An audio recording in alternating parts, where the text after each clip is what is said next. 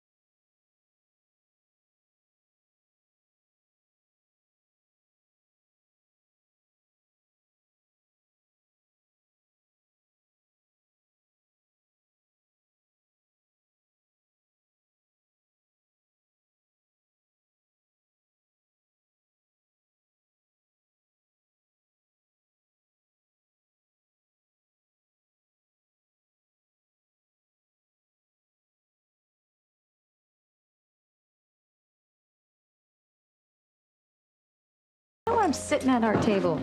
Oh, well, too late now. Besides, I think you're attracted to him in that opposites attract kind of way anyway. Oh, no. Oh, come on. Even you can't deny how hot he is. What is it with you and the word hot all of a sudden? I mean, you got over being a nun in training awfully fast. Well, yeah, I guess I did. Okay. You know what? For starters, not attracted to the guy. Not at all. He's not my type. And the fact that he thinks that he can call me Tess, I hate Tess. I always have. Oh, come on. It's kind of cute. Oh. Here's my brother. Excuse me. Oh. Wonderful you. Wow. I haven't seen anybody make Theresa this uncomfortable since the early days with Ethan.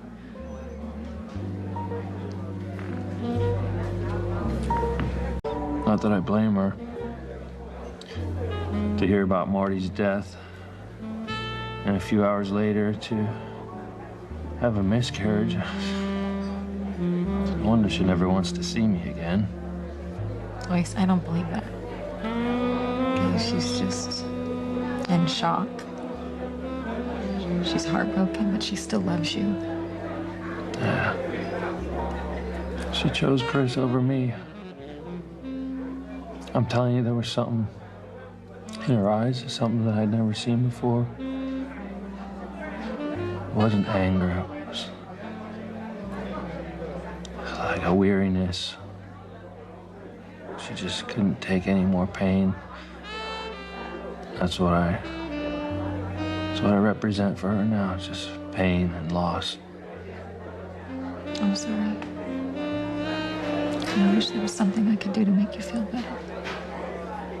Well, I set this all in motion by myself, by not believing her that Marty was our son.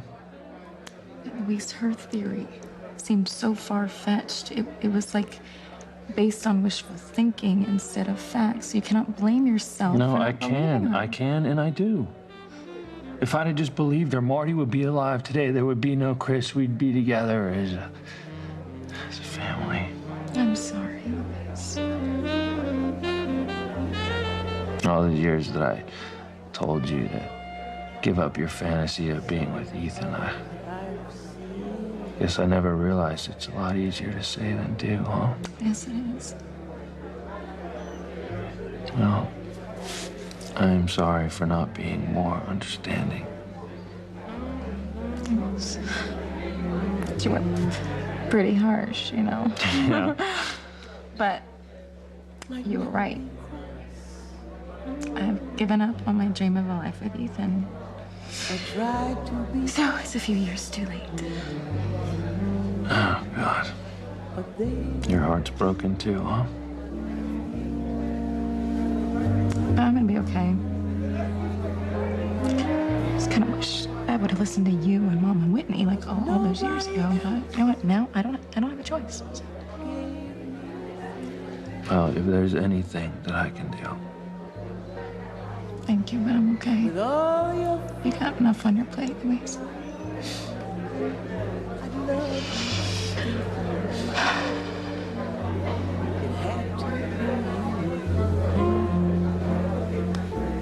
So? Wonderful.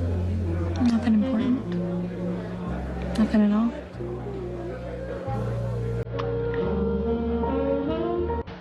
Oh my God. So the same day Sheridan finds out that Marty's dead, she loses her new baby. Oh. I don't think she's gonna get over this one. And what about your brother? I mean, he must be going completely out of his mind. Yeah. He practically watched Marty die right in front of him, and he thinks that he's lost Sheridan forever. I don't think I've ever even heard of something so tragic. How can such bad things happen to such good people all the time? I don't think anyone has the answer for that. I think we just have to take what we get, you know? I know I've resigned to living my life alone. Hey, wait. Just because you've given up on Ethan doesn't mean you've given up on men altogether. Oh, come on. I mean, what about that cute Jared guy who's got your tea over there getting cold? What about him? You know what? I'm gonna turn to ice. I'm gonna give the time of day to a jerk. He won't even call me by my real name. I think you're just mad because he actually stood up to you. Whoa, he did more than that. He cursed me out. It's better than him being a wimp, don't you think? Hey, wait, aren't you the one telling me that all the guys that are interested in you are intimidated because you're head of Crane Industries? Now, I have a feeling that this guy, he could care less. Look, I don't have time to get involved with anyone. Okay, and he's probably married. But Well, Chad's about to find out right now. what do you mean? Well, I took the liberty of asking Chad to check him out for you. Oh, you didn't. You may have given up on your love life, but hey, if I can find love again, so can you. And it's not as if Ethan is dead. You're not some grieving widow. You're not in mourning here. Well, I feel like I am. Well, that's what you need to get over. Move on with your life. Find someone new to love, honey. Well, this is interesting coming from you, the girl who ran off to join a convent instead of facing up to her own feelings. Which I think is why you need to listen to me. But you're right. I had to learn my lesson the hard way. Life is too short to be alone and bitter. Now, if you're serious about your relationship with Ethan being a dead end, then I get it. Okay, now I see what's going on. You haven't accepted that yet. You're still holding out for a life with Ethan. Dream and dream. You're gonna go back on your word and start chasing after Ethan again, aren't you? No. No, I told you, Whitney. I'm moving on, and I mean it.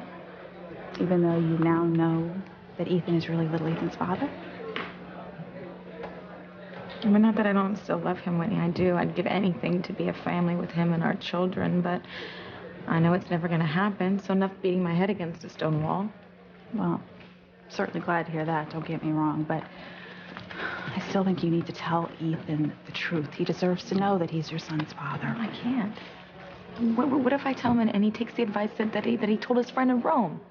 That he would stay married to Gwen, he would sue me for custody of little Ethan, I would lose my son. I've already lost my daughter to them. I'm not going to lose my son. He's all I've got, Whitney. For now, honey. Forever. Okay, wait a second. I know you. Now, you're not about to live the rest of your life without love. You seem to be forgetting that you fell for Fox not too long ago. It was like an infatuation. Okay. Well, I think you're going to have the real thing again soon. And you know what? Maybe sooner than you think.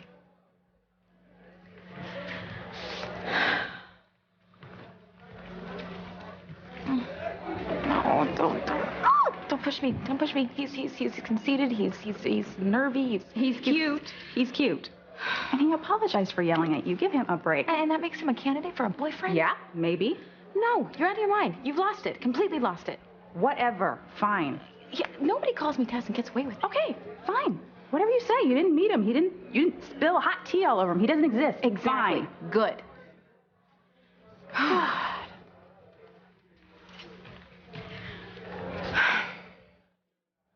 Oh, well, if he doesn't exist, then why do you keep looking at him?